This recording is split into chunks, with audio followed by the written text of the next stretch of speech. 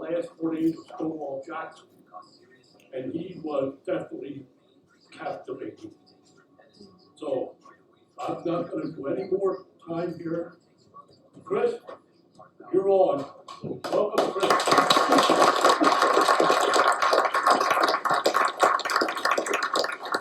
Last time he was here, he drove from New York. Now you're in Virginia, Fredericksburg. So now he drove up from Fredericksburg. So he's going to drive home.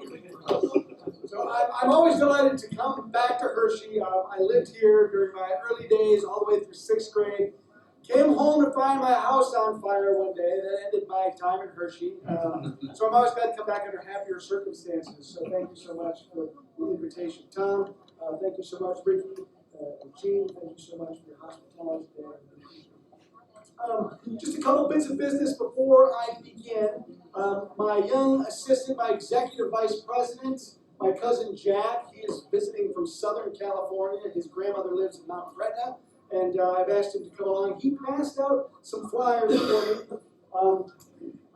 You may recognize these rank cards are for the Central Virginia Battlefields Trust. I firmly believe that battlefield preservation is vital to our understanding of the Civil War because having those outdoor classrooms allows us to understand the military history in ways that we just can't understand other ways. Central Virginia Battlefields Trust, I'm sure all familiar with the American Battlefield Trust, which is like the big guy in the street. They do some fantastic stuff. They have a nationwide scope. I do a lot of work for them. I appreciate those of you who support ABT.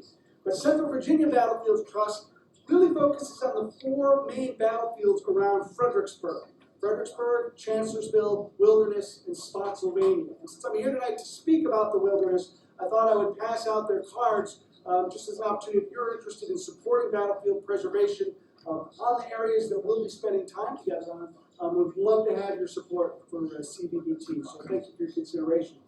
I'm here with an organization called Emerging Civil War. There are 30 of us, public historians, who contribute free content every day to a blog, www.emergingcivilwar.com. And our mission is to spread the gospel of the Civil War. We're really trying to make sure that we help people connect with what we believe to be America's defining event. And so we're out there just trying to share this history because, of course, if we don't stay connected with it, we are doomed to repeat our mistakes. And we fail to learn from the wisdom that we can glean from our own history. So that's why we're out there trying to really help people connect. We do have a monthly newsletter. If folks are interested, feel free to put your name and email address on this sign-up sheet. I'll pass it around. I promise we won't spam you. But we do have a newsletter that we send out that just lets you know what we're up to, where we're publishing, where we're speaking, what projects we have going on. With 30 of us, there's a lot. So we'd love to have you kind of be part of our community. We do have an annual symposium. This year will be our 6th annual symposium. It's the first weekend in August. It's held on the Spotsylvania battlefield. This year's theme is Forgotten Battles. Our keynote speaker is Will Green, the former executive director of Pamplin Park. We've got 10 speakers over the course of 2 days. Plus, on the 3rd day, we have a tour of the Jericho Mills battlefield down at North Anna River. $155 a ticket. If you're interested, we have information on our blog, or you can check with me afterwards. Last bit of business, you may see the shameless promotion up here. My daughter just got married at the end of March. I'm still paying that off. So please, feel free to come up and see me. I do have books on the Wilderness Overland Campaign. I do have a couple Gettysburg books for those of you who are familiar with that little battlefield down the road from here. So feel free to Now I'm going to begin tonight by saying something that may shock some of you, particularly if you are partial to that little battlefield down the road. How many of you have heard of Gettysburg as the turning point of the Civil War?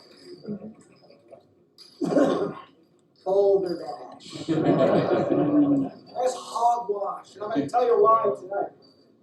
When Ulysses S. Grant, as commander of all Union armies, opens the spring campaign in 1864, he says, there will be no turning back. And he holds true to that promise, which he makes to a newspaper correspondent, so it appears in print. He's on record as saying there will be no turning back. And as a result, he will fundamentally change the nature of the entire Civil War. To understand what happens, we're going to place the Union Army in its winter camps out here in Culpeper. I don't want to yell too loud to wake up folks down the hall. They're out here in Culpeper. Here's the Rapidan River. What Grant wants to do is lead the Army of the Potomac down into that room, which is going to be Spotsylvania Courthouse. He doesn't particularly care about Spotsylvania Courthouse. He doesn't care about the village. He doesn't care about the courthouse building. What he cares about is the road network that will allow him to have the inside track to Richmond. He doesn't care about Richmond. Now, up to this point in the war, it's been all about capture the flag. Basically, let's capture the enemy capital. We'll win the war that way, right? Grant says no. When he takes command of all Union armies, he says that it is going to be Lee's army that is the objective for the Army of the Potomac. And if by no other means than attrition, the Federals will simply wear the Confederates out. He's going to mobilize armies all across the board to move at once so the Confederates can't shift reinforcements from one army to the other. In Virginia, he's going to come across the Rapidan River towards Spotsylvania Courthouse, but he's also going to send an army under Frank Sigel up the Shenandoah Valley. He's going to send an army under Benjamin Butler up the Virginia Peninsula past Bermuda 100 to threaten the capital, all in an attempt to tie Confederates down so they can't shift reinforcements. And as Grant moves towards Spotsylvania Courthouse, his objective is to draw Robert E. Lee's Army of Northern Virginia into open field combat, where Grant can use his numerical superiority to simply overwhelm the Confederates. Grant's got about 120,000 men to start this campaign.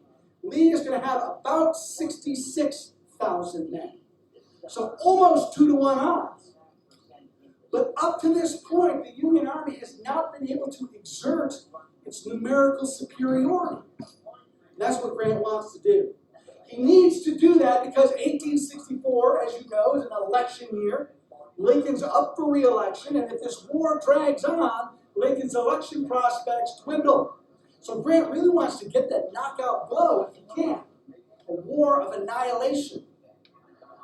But if that doesn't work, his fallback plan is this war of attrition. If by no other means than attrition, he'll wear the Confederates out. So that's what things look like at the beginning of May, when he finally sets his army into motion. His top lieutenant, if you will, a guy named George Gordon Meade. Those of you who are familiar with Gettysburg know Meade well. He's commander of the Army of the Potomac. A lot of people think he's been replaced, but in fact, he has not been. He's still commander. When Grant comes to take over the army, it's like having your boss tag along with you. Now imagine those dynamics. I work for a wonderful boss, but I still can't imagine him over my shoulder all the time. But that's what's going to happen. Grant's plan is to let Meade run the show. And he's going to pretend like he's in his office back in Washington directing all the army movements all across the board. As we'll see, Grant really doesn't have the temperament for that. He becomes more and more hands-on as the campaign goes forward. But his intention is to let Meade run the show. He says, head to Spotsylvania, let's get Lee out in the open, and let's give him a good old walloping. But as you know, Robert E. Lee tends to follow his own playbook, not the playbook designed by his enemy. And so as Grant has his eye on Spotsylvania, Lee has his eye on Grant. Doesn't know what Grant's going to do. He's going to wait for Grant to make the first move. But as soon as Grant begins this move towards Spotsylvania, Lee, who's encamped down the hall behind you, around Orange Courthouse, is going to move in this direction and try to intercept Grant. The reason why is because this area where you're sitting, it's a 70 square mile deciduous jungle known as the wilderness. This is the Virginia frontier. Since the 1770s, this area has been mined for the iron ore that is rich in the soil. And you see that around here a lot. That's what makes the soil red, all that iron. Well, in order to process that iron ore, to take it to a bunch of local furnaces in the area, down in spots away in Chancellorsville, for instance, there's the Catherine furnace that's still on the Chancellorsville battlefield. But if you've got a furnace, that means you need fire. If you've got fire, that means you need wood, charcoal. And that's the other natural resource that's been abundant in this area, is the forests. And so they have been clear-cut to provide fuel for these local furnaces.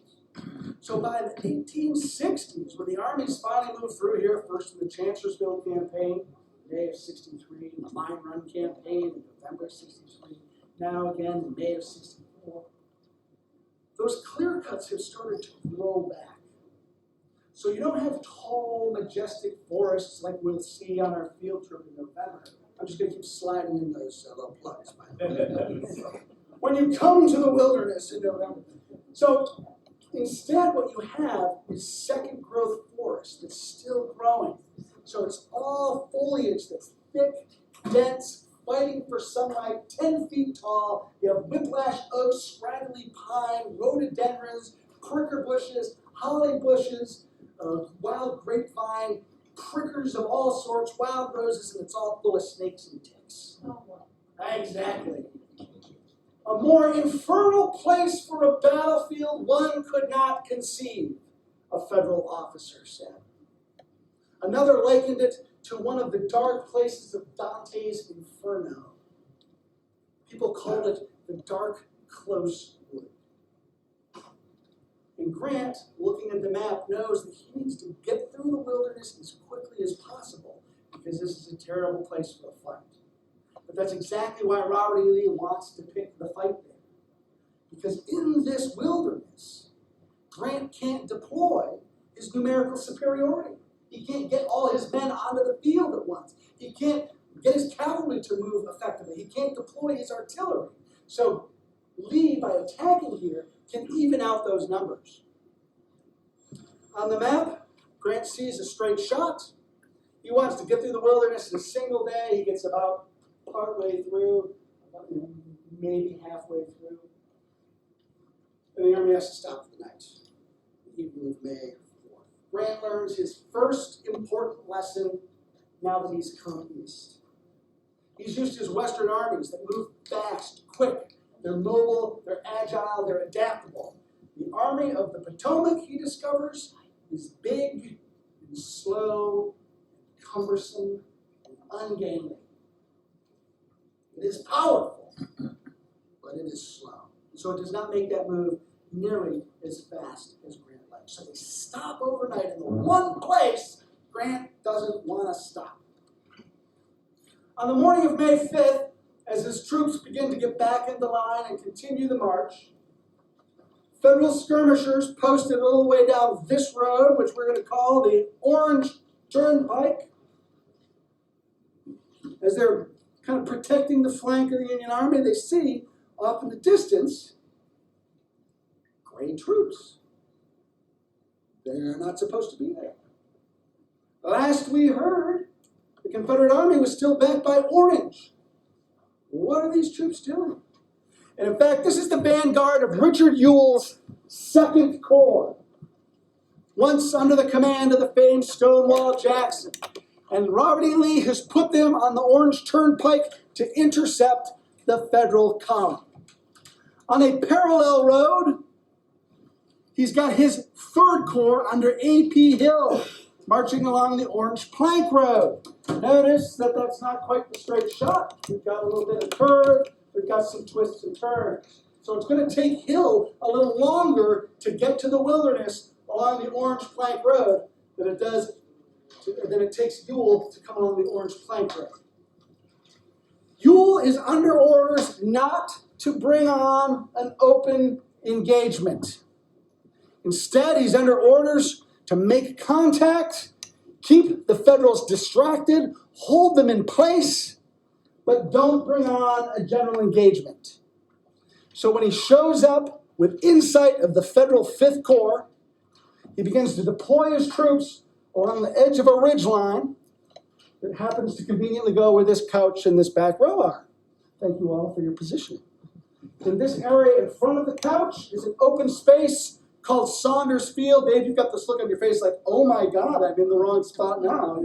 You're about to have a really tough couple days. I apologize. So Ewell begins to deploy. Meanwhile, the Federals, shocked to see those Confederates, send word back to 5th Corps Commander Gouverneur K. Warren. We all know Warren from his service at Gettysburg, where he directs troops into the spot at Little Round Top that saves the Union left flank, gets his own fabulous statue atop Little Round Top, earning Meade's trust. He's a rising star of the Army of the Potomac as a result of that. Does well at Bristow Station, bloodying A.P. Hill's nose. Does well at Mine Run, although he calls off a massive attack, worried about the Confederate position. Meade, when he sees it for himself, agrees. Here's a man, young hotshot. In fact, there's been some talk when Grant came east, if he needed to replace Meade as commander of the Army, maybe Warren's the guy to be the new commander. So we got this young hotshot. He's got something to prove. Now finally in permanent command of the Corps. Sees the Confederates in front of him. Tells his boss. Grant immediately says, if you see any portion of the Confederate Army, do not wait to make dispositions, but instead pitch into them immediately. Warren gets that. All right, the boss wants me to pitch in. And so he starts to dig in, making the very dispositions Grant told him not to worry about. Grant's eager for a fight, but Warren, being an engineer, with all eyes on him, reputation to protect, is going to play it cautious. And so he's going to allow a couple hours to elapse while his men dig in to a position that roughly corresponds with our checking table in this second row. By doing so, he gives Ewell more time to dig in himself. And more of Ewell's corps comes to the battlefield and begins to fill in along this ridgeline. Finally, Warren feels like he's got enough preparations, but his right flank is in the air. He doesn't have any protection over here. He's told that John Sedgwick's 6th Corps, which is coming up the road behind him, will fill in on his right and serve as protection. Go forward, Sedgwick will be there. So Warren tells his division commanders, get ready to go in, Sedgwick will be there. And on his extreme right are his U.S. regulars. John Griffin's an old Indian fighter. He's a grizzled fellow who knows his business, and he's like, my right flank is unprotected. And if you send me across that field, I'm going to get chewed up. He says he's only going to go under protest, because he knows what's about to happen. And Warren assures him Sedgwick will be there. Well, Uncle John Sedgwick doesn't quite get here in time. And so, Warren will send his men forward, the first attack coming across this open field, the rest of his division off into the woods to the south of the Turnpike. So these men will start to get jumbled almost immediately because they're trying to march through this dense forest, shoulder to shoulder, as you guys are seated now. Imagine trying to hold formation with the jungle itself holding you back. And so Warren's advance will become problematic from the beginning. As his troops under Roman heirs get into this open field called Saunders Field, they begin to take a withering fire from the Confederates who are posted on the ridge. Worse, they begin to take a crossfire from across the road. And then things get even worse because partway across the field, there's this big ditch, which you will be able to see if you come on our field trip in November. There's a big swale that cuts diagonally and ends in the woods here. And Ewell's men, as they've continued to extend, see this swale. And the Stonewall Brigade, many of you are familiar with them, They position themselves at the head of the swale and fire down, using it as a firing alley. As a result, the U.S. regulars who are making that advance, they're on the right flank, they will veer off to the right to try to counteract that threat. In doing so, they're going to open up a line, or open up a hole in the federal line. The troops that continue straight forward, they're using the road as their avenue and axis of advance, will find themselves without protection on their right flank because of that divergence. Some of those troops, for instance, the 140th New York, the fire Zouaves from Rochester, are going to take such horrific casualties out in that field because they are so exposed. That unit takes 49% casualties. And they can't really do anything other than stay out there and take it. So they will continue to push onward right to where Dave is sitting, where there will be an intense hand-to-hand fight in the Confederate works themselves. In the meantime, 2 pieces of Federal artillery will come and park themselves right about here and begin shelling the Confederate line. So the Federals will start taking friendly fire in the midst of this hand-to-hand combat. Finally, Griffin's men will crumble back. The New Yorkers in the trenches will begin to crumble back, having to run the gauntlet, and they're in their bright red Zouave uniforms, which makes them perfect targets, and the advance will collapse. Meanwhile, in the woods, as the Federal forces continue to try to push their way through, they start to run into a few small farms that are in this area, including Permelia Higgerson's farm. And Permelia's seat is right here about where Steve is sitting. Ed Bars calls Permelia Higginson the ugliest woman in the Civil War. She lives a very hard scrabble life out on this farm. Her first husband died. Her second husband ran off with her daughter. It's been a rough life for Permelia. And in her house, she sees the Federals sweep forward. And she starts heckling them.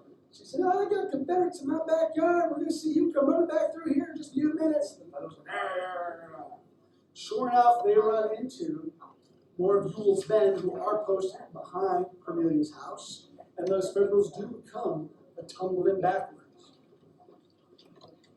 Many of them find themselves caught in a piece of low ground, a little swamp that, Steve, if you are Permelia, the swamp is kind of here. And the Federals trying to get their way through the swamp. And one of Ewell's brigadier, a guy named John Brown Gordon, lawyer from Georgia, some of you might know, he discovers this gap created by this swamp. And he swings around and hits the Federals on the flank, driving them into and through the swamp in disarray.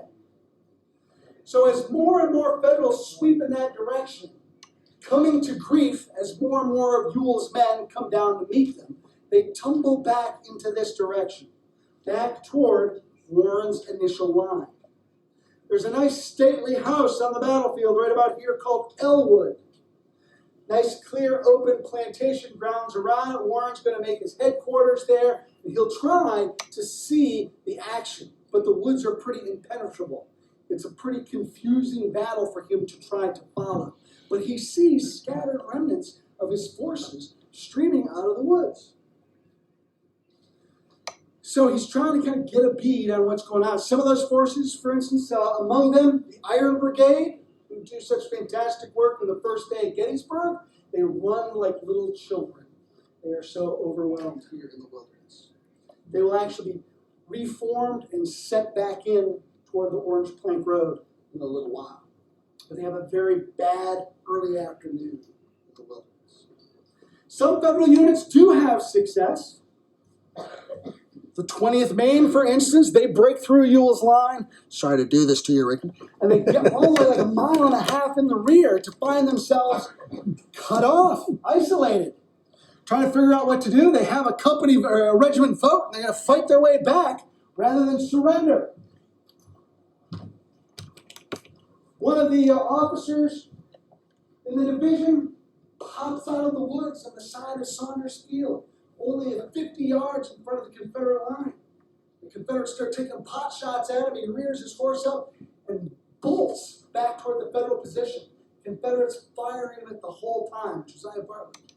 And just as he's about to make it to safety, this horse leaps a ditch, and the horse is shot out from underneath him, and it rolls over on top of him. Confederates stream out into the field to try to capture him, peels himself out from under his horse, hobbles the last few yards into the woods, and finds safety in the Federal lines.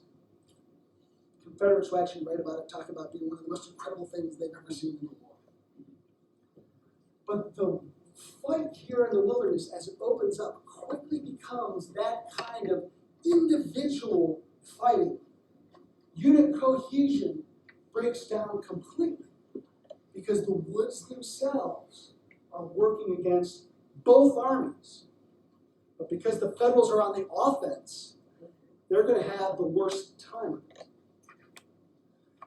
Ewell's going to keep bringing men down here, trying to fill in along this line and stretch further south, knowing that A.P. Hill is on his way at some point, at some time. Meanwhile, there's going to be a Federal unit, the far left flank, Samuel Crawford's Pennsylvania Reserves. They're going to break their way through and get to about where Gary's at, a place called the Tuning Farm. It's the highest point on the battlefield. Samuel Crawford has got a great view of what's going on, and he can see the woods are just full of chaos. He can see all the way back to Warren's headquarters at Elwood. He knows if the Federals hold this piece of high ground, it's a great place to deploy their artillery. They can command the battlefield. They can park and make the Confederates come at them. So he sends word back, like, hey, I have this great spot. But then he notices A.P. Hill's men coming down the road. Now, for those of you who can turn around and see, as everyone's going, oh, okay, I'm going to turn around for me. Okay. A.P. Hill's men are marching down this road. So as I get this far, I'm heading toward a little intersection here. What have I just done to Crawford sitting on that piece of high ground? I have isolated, right? I have now outflanked you. And you can see there's all this fighting going on here. You've got Confederates here. And Sam Crawford has a big uh-oh moment.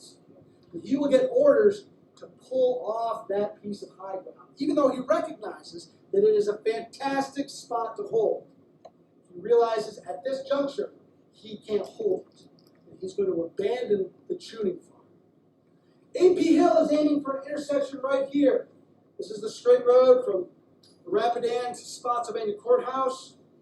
If this is the Plank Road, this is called the Brock Road. This intersection becomes vital. If Hill can capture it, he's going to cut Grant off. If Grant can capture it, he's going to give himself more options. So when he gets word that Hill is coming up this road, he looks for someone to get there first. First people he sees is George Getty, leading the 6th Corps down the road. So the 6th Corps doesn't come in on the 5th Corps' flank because they've got to get down there. And Grant orders them on the hustle, and they double quick. Getty and his staff of about 12 on horseback ride down to the intersection to check things out first. When they arrive, they can see Hill's vanguard. And he begins to shout out orders to deploy his troops both sides of the intersection in double lines, get the artillery up, get those emplacements ready, prepare for the enemy to attack. And he just starts shouting out orders as though his whole division is with him. He's got 12 guys. The reason this works is because leading Hill's Corps is Henry Heath. Henry Heath is under orders to not bring on a general engagement. For students of the Battle of Gettysburg, you may recall Henry Heath leading the 3rd Corps under orders not to bring on a general engagement, and he does. And look what happens. A few months later, in the Mine Run campaign, Heath is coming down this very same road. The vanguard of Hill's corps, under orders not to bring on general engagements. And he gets himself embroiled in a fight. So now history is repeating itself yet again. And finally, Heath learns his lesson. And he, rather than pushing forward, will deploy his men in the woods. But one time you wish he had not learned his lesson. Because had he pushed forward, George Getty and 12 men were the only ones holding that intersection. And instead, Hill will deploy in the woods here and prepare to move forward. That gives Getty enough opportunity to get his division up and deploy as well.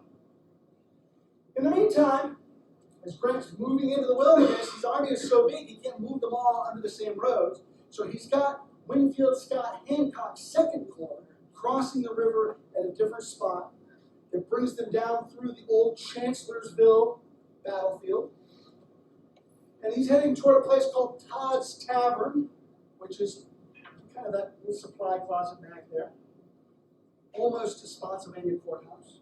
Hancock gets that far and is told, Lee has attacked, we need you. And so Hancock is going to come up the Brock Road to fill in with Getty's division. And that's going to give basically a corps and a half of strength to hold this intersection. And eventually Getty is told to move forward. And he will initiate the attacks. He will wait.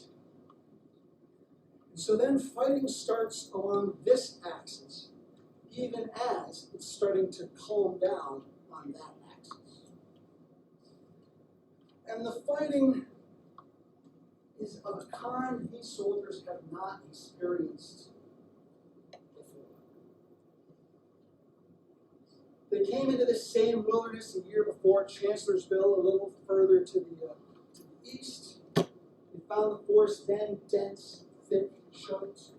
Here it's also dense, and thick, and choked. But now, because of the heavy leaf litter on the ground, forest fires begin to erupt. And there were a couple of forest fires at Chancellorsville, but there are going to be some 13 different fires that will open up here in the wilderness over the course of the next few days.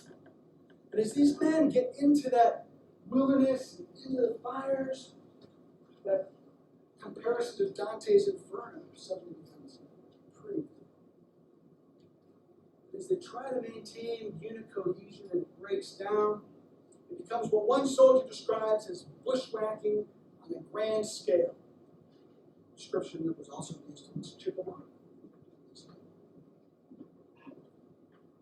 And it becomes a soldier's fight, where you can't see the guy next to you, but you can see the guy that you're shooting at in front of you.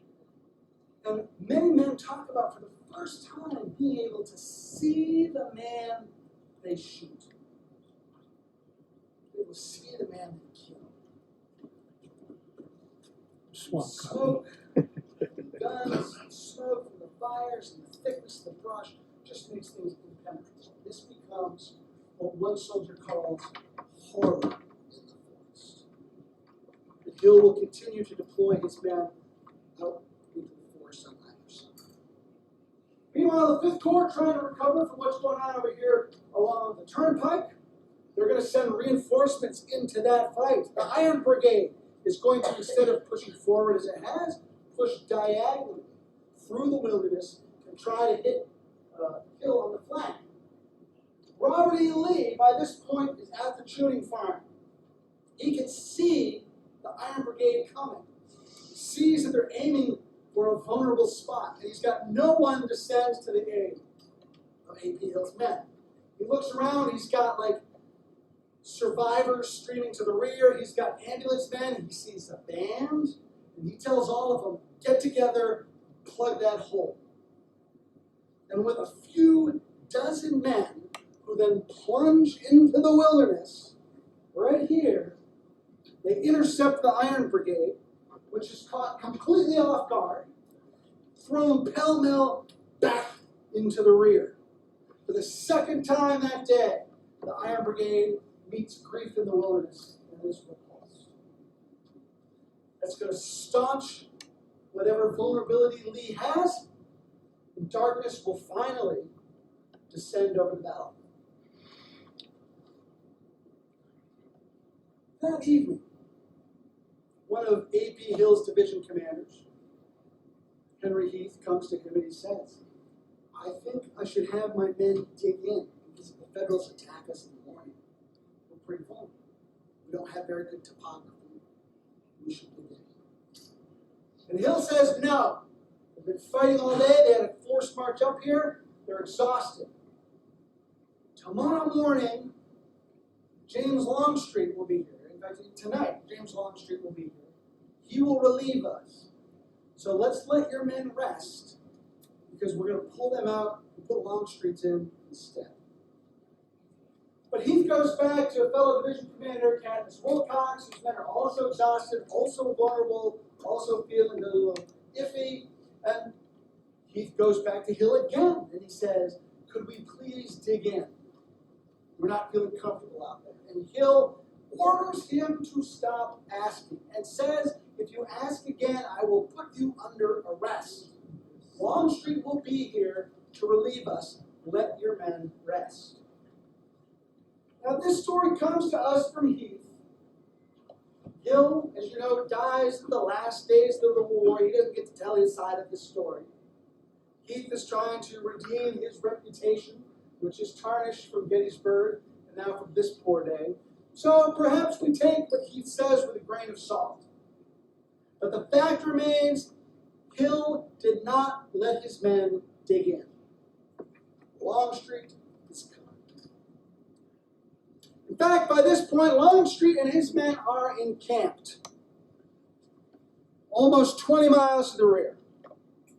They have disembarked trains that have brought them from Knoxville, Tennessee, where they were out west during the fall and winter, showing up at the crucial moments during the Battle of Chickamauga to swing the tide of battle and win the day for the Confederates, hunkered down for the rest of the winter in Knoxville, and when Lee brought them back east, he had them disembark at Gordonsville, and he kept them there.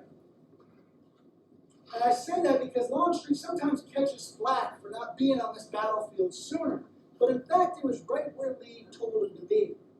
The reason being is that where Longstreet was stationed, he could come here to the battlefield if necessary, or if Grant got around Lee, Longstreet was in a position to intercept. So Longstreet was back to the rear as far as he was under Lee's orders to be sort of a swing force. Once Lee initiates battle here and he recognizes this is where the battlefield is going to be, he calls Longstreet up. Nobody tells Longstreet that there is urgency, and so he follows regular protocol, marching 50 minutes, resting for 10, 50 minutes, resting for 10. He takes a camp. When someone finds his men encamped, tell them that the battle is going on, we need you at the front. Longstreet rouses his men, gets them to move at the double quick to the battlefield. They have to eventually cut their own way cross country to get here in time. Old Pete knows that there's trouble, and he's trying to get his men here as quickly as possible. Hill's expecting them sometime after midnight. They don't show up.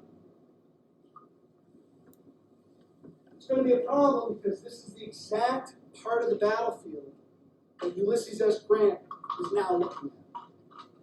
Grant's trying to figure out how can he resume the initiative, take the offensive in the morning. What he wants to do is have Sedgwick skirmish here to hold the Confederates in place while he uses the rest of the army, 3/4 of the army, for a massive concentrated attack down this way. Hancock is going to be the fist. Sedgwick is going to be up there doing his diversion, 5th Corps, 9th Corps under Ambrose Burnside is going to kind of slide in through here. And then the 5th will kind of add support like the Iron Brigade trying to do on this flank as well. Attack set for 4 o'clock in the morning. Burnside says, my men will be on the road by 4:30. I'm not sure how that time works out, but one of the Hancock staff members says, I know Burnside well, he will not be here, let's not count on it. In fact, by 9:30 in the morning, Burnside will still be sitting here where Dick is having breakfast at the Wilderness Tavern. Burnside will be a non-factor in this attack, which does launch at 4:30. He kills exhausted men. Heath, Wilcox, not dug in, suddenly get hammered, and hammered, driven pell-mell back through the wilderness in complete, exhausted, confused disarray. Driven so far that Lee looks at one unit and says, who are these men running like geese? Sam McGowan, South Carolinians. Fine bunch of men with a distinguished service record. And McGowan is mortified to have Lee call them geese. And he says, General Lee, my men are just looking for a place to reform. If we have that opportunity, we will go back in and we will prove ourselves. But the army is in such disarray that finally the Federals are exhausted, not by Confederate resistance, but by the wilderness itself, which works against their advance. But they get so far, there's an open field here where Tim is sitting, called the Widow Tap Field. There's an old lady who lives there with her children. They go running off as the armies begin fighting. There are 12 to 16 guns posted in this field. Pogue's guns are the only thing keeping Lee's army from complete rout. Even as Hancock's men begin to push toward the edge of that field and Pogue's gunners blasting away for all they're worth, someone spots down the road the approach James Longstreet. Lee rides out to meet them. He says to the first troops, who are you? And they say, we are Texans. And Lee says, Texans, they always do. And he's going to lead those men personally into battle to try to stop this rout. Except the men refuse to go. They begin to shout out, General Lee to the rear. General Lee to the rear. We will not go forward unless General Lee goes to the rear. They recognize Lee as the indispensable man of the Confederacy, and they do not want their commander to put himself in harm's way. So some poor schmuck of a corporal has to take the reins of Lee's horse and lead a very angry Lee to the rear, while the Texans begin to form up for a counterattack. James Longstreet at this point rides up and with great diplomacy says, well, General Lee, I see I'm not needed here. If you'd like, I can go to the rear and take care of events back there. Sounds like Trump, doesn't he? Leading from the front. Recognizing Longstreet's point, reluctantly allows himself to be led away, and Longstreet will form up his men for this counterattack. They have been marching all night, but they have shown up at the exact spot, at the exact moment of crisis. And Longstreet pushes them forward with all of the might available to a man who's known as Robert E. Lee's old horse. And the confused, exhausted Federals are not able to withstand those assaults, and they begin to get pounded backwards. The attacks are so successful, Longstreet's going to launch another one. And in doing so, he's going to have one of his subordinates, Moxley Sorrell, as chief of staff, suggest that they try a flank attack similar to Jackson. There's an old abandoned railroad cut that runs through the woods over here. Sorrell is going to lead 5 brigades into this railroad cut to get on the Federal flank and push forward. And even as that hammer comes sweeping through, and I think about Dick's Vermonters who are on that flank, and they're going to take an awful beating, but nobody can hold that ground. The Vermonters do tremendous work on that flank, but they are overwhelmed.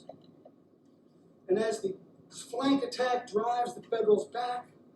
Into the melee rides James Wadsworth, Brigadier General, leading one of the divisions of the 5th Corps, including the Iron Brigade, which has come to grief twice before, and he brings them in again to try to stop this rout. And they are quickly overwhelmed again. Wadsworth, trying to rally his men, will get shot down.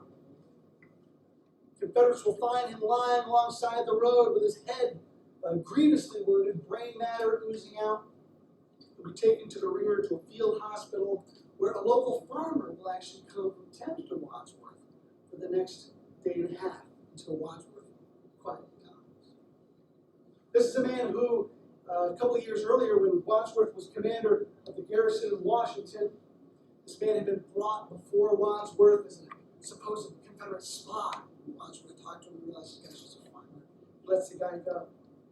And in repayment of that act of kindness, this farmer comes back to tend to Wadsworth in his dying hours. He'll make sure the body gets back to Wadsworth's family in upstate New York. Meanwhile, here on the road, as Longstreet's attack continues and Federals try to defend, he's going to try another forward assault. But many of his men who've made this flank attack have gotten lost in the woods. Forest fires divert them from their path of attack. One unit, the 23rd Virginia, actually gets across the road and into the woods here. Discovering they have no one on either side, they realize they're lost. They circle around and come back, even as more Virginians come out of the woods here. And as you have these two converging forces, Longstreet at the head of his column will get caught between them. And they spook each other. Crossfire erupts. And Longstreet will get shot through the neck and shoulder. A grievous wound that begins to bleed profusely. One of his brigadiers, Micah Jenkins, will be killed. Joseph Kershaw, another division commander, rides into the melee and says, "Stop, friends!" And the fighting calms down and everyone understands what has happened. A dark specter hangs over these woods, one Confederate staff officer said. 1 year and 3 days earlier, 3 miles that way as the crow flies, Stonewall Jackson was shot down by his own men after leading a successful flank attack in the wilderness. And now the same thing has happened with James Longstreet. This incident, which happens about 12:30, will bring the Confederate counterattacks to a halt. The man in charge now, the next senior man in the field, is Charles Field. He doesn't really have enough experience. He's new to the Corps. The men don't really know him, and so Lee himself is going to have to come to this part of the battlefield and take over. And it will take almost 4 hours to get everything squared away, get the men reconfigured, and prepare to resume the assault. The Federals, meanwhile, are going to hunker down at the Brock Road, Plank Road intersection. They're going to have 3 rows of defense. And they're going to spend those 4 hours digging and digging and digging. So when Lee finally launches that attack at 4 o'clock, the Federals have extremely strong defenses. And with the earthworks catching fire, the Confederates throw themselves against those positions. And they break through. And they break through the second line, and only the third line holds as more reinforcements from the Federal Army come in and try to stop the breach.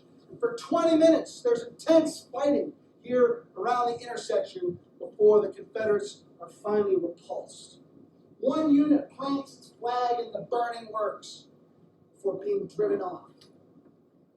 It was the high tide for Lee at this battle. So the fighting's not over quite yet.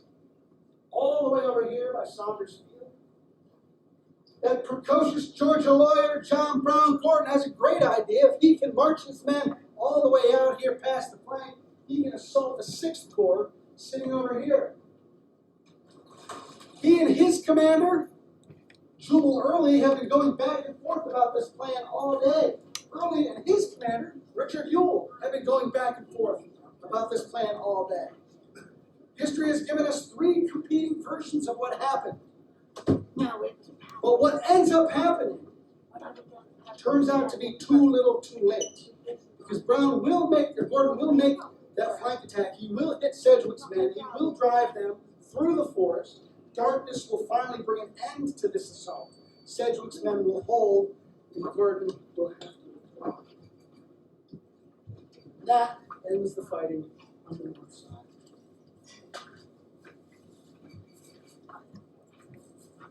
At one point during the battle, someone came to Grant, told him, Lee's doing this, and Lee's doing that, and Lee's going to get us here, and we should go back. And finally, Grant snapped. He was sitting next to a tree all day whittling. He whittled so much that he cut holes in the tips of the fingers of his gloves. He smoked his way through 20 cigars. But he sat there. And he finally snaps and says, to listen to it, Robert E. Lee is about to hit us on both flanks simultaneously while also doing a double somersault to land in our rear. I expect you to pay more attention about what we're going to do to Lee rather than what Lee's going to do to us. That's a change in temperament. Which has spent a lot of time worrying about Robert E. But as the fighting continued, Grant really got a sense of just how horrific he was. He actually retires to his tent. And according to one of his staff members, let loose his feelings in a way that could not be mistaken. In other words, he begins to cry loudly enough that the staff can hear him outside. But he comes out of his tent and he sits down by the fire, and with that same resolve that he had after the first night of fighting at Shiloh, when William T. Sherman said the devil has had his own day today, hasn't he? And Grant says,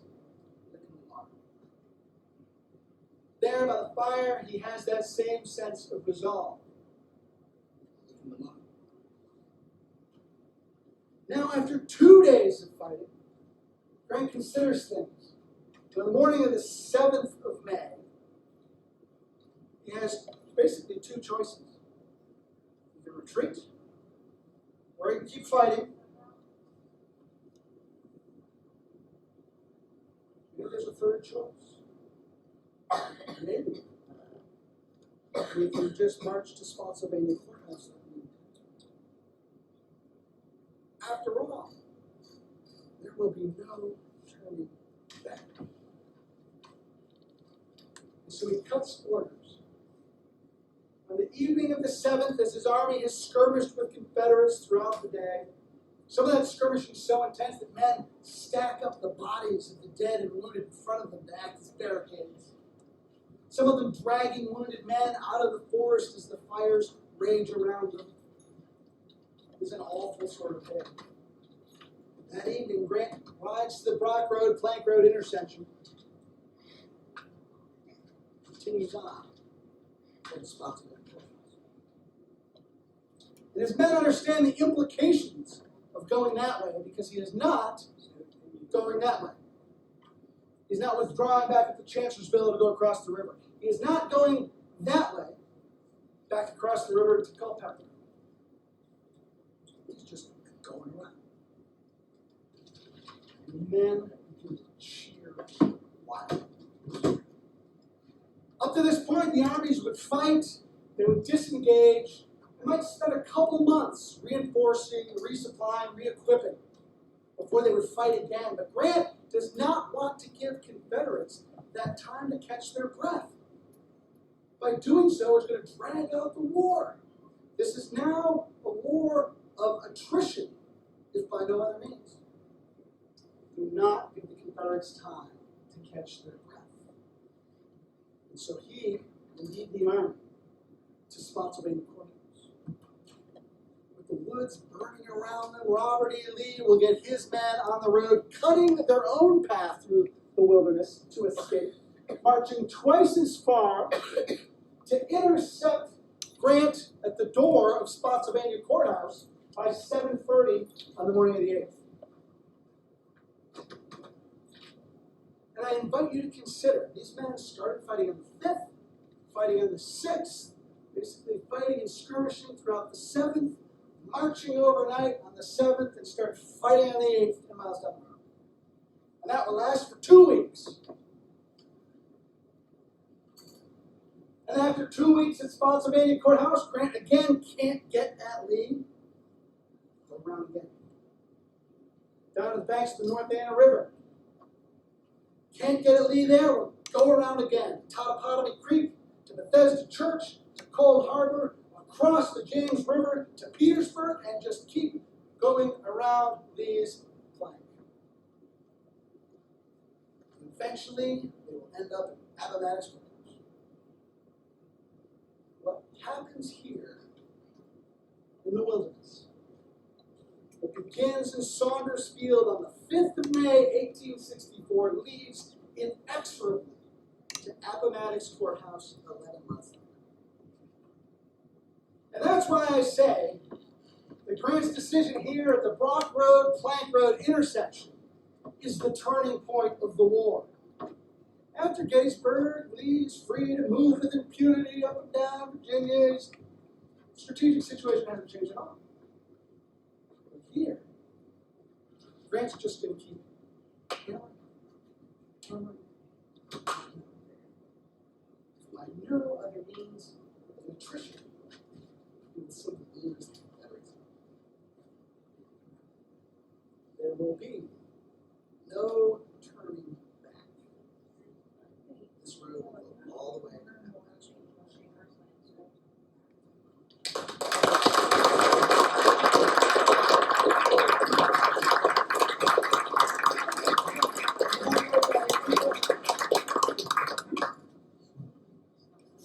Speaker's getting a drink.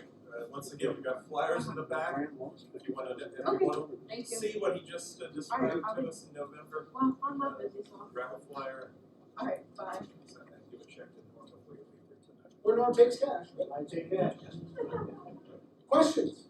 Questions? Yes. Chris, when the fighting was over here on that plank road, Yes. he fighting Second Corps. He does start fighting Second Corps. There are some 6th Corps units that are mixed in here, Okay. but mostly it's going to be Second Corps. So when Grant decides to shift down to the courthouse, what was the order of battle? Okay. So what he's going to do is he's going to ask the 5th Corps to slide down behind the 9th and the 2nd and lead the way. Okay. 6th Corps will then slide down to follow. Then 9th Corps is going to swing up through Chancellorsville, hook around further to the east, come down to Fredericksburg Road. 2nd Corps is going to bring it there.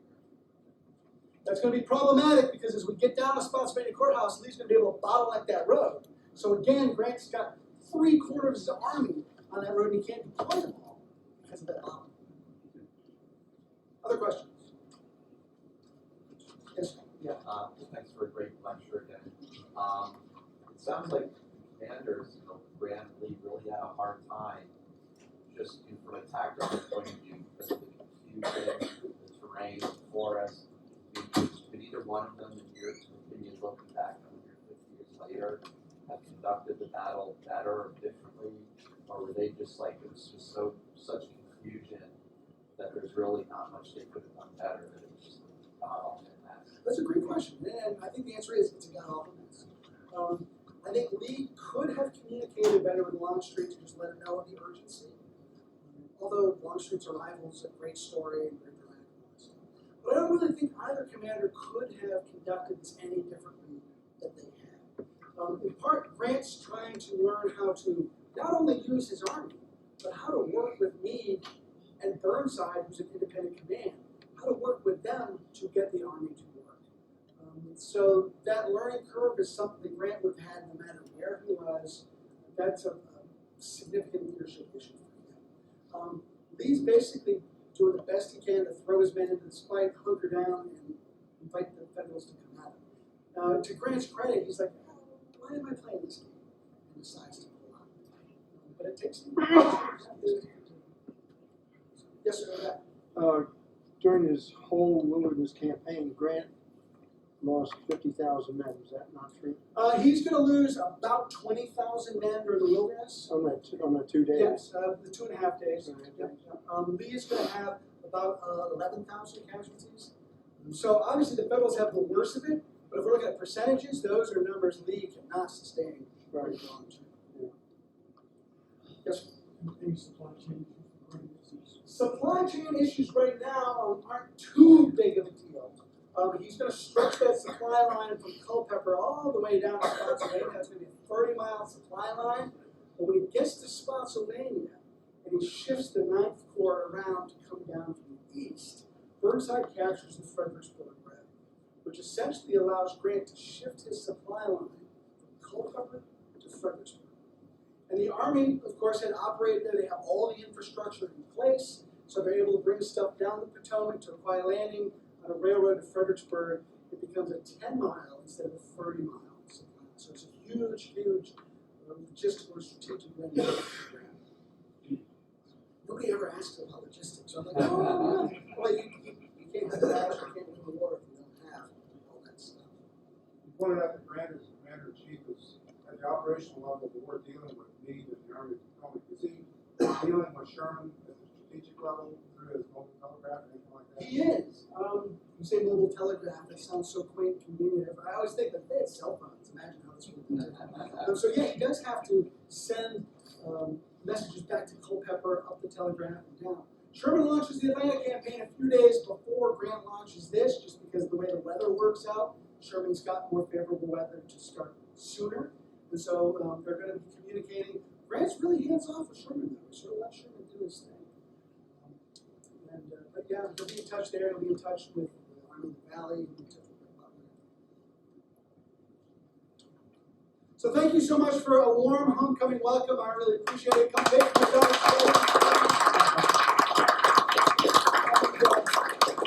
I would love to see you on the bus in November. Please come down. I'd love to show off my local battlefield. So thank you so much. Okay.